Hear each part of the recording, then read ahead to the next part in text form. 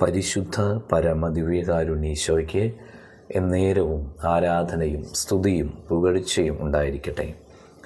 ഇന്ന് ഫെബ്രുവരി മാസം 10 തിങ്കളാഴ്ച.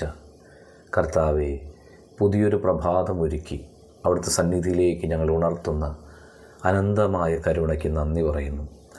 ഈ ദിവസം അങ്ങയുടെ വചനങ്ങൾ പാലിച്ച് അങ്ങയോട് ചേർന്ന് ജീവിക്കാൻ ഞങ്ങളെ അനുഗ്രഹിക്കണമേ.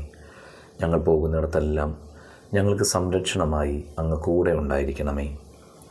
മത്തായി സുവിശേഷം 18 അധ്യായം 33 വചനം ഇന്ന് ധ്യാനിക്കാം. ഞാൻ നിന്നോട് കരുണ കാണിച്ചതുപോലെ നീയും നിൻ്റെ സഹസേവകനോട് കരുണ കാണിക്കേണ്ടതായിരുന്നില്ലേ?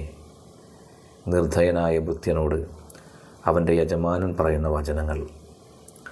ഈ വചനഭാഗം വായിക്കുമ്പോൾ ആ ഭൃത്യനെ ക്രൂരമായി ശിക്ഷിക്കണമെന്ന് നമുക്കും തോന്നും.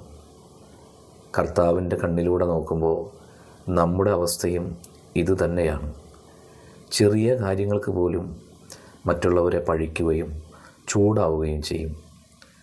നാം ചെയ്യുന്ന അകൃത്യങ്ങൾക്ക് കർത്താവ് നമ്മോട് ഇങ്ങനെ ചെയ്താൽ എന്തായിരിക്കും അവസ്ഥ?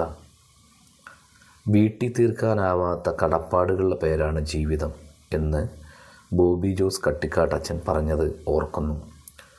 ഓർമ്മ വച്ച നാൾ മുതൽ ഈ നിമിഷം വരെ നമ്മെ സഹായിച്ചിട്ടുള്ളവരെ നമുക്കിന്ന് നന്ദിപൂർവ്വം ഓർത്ത് ദൈവസന്നിധിയിൽ സമർപ്പിച്ച് പ്രാർത്ഥിക്കാം.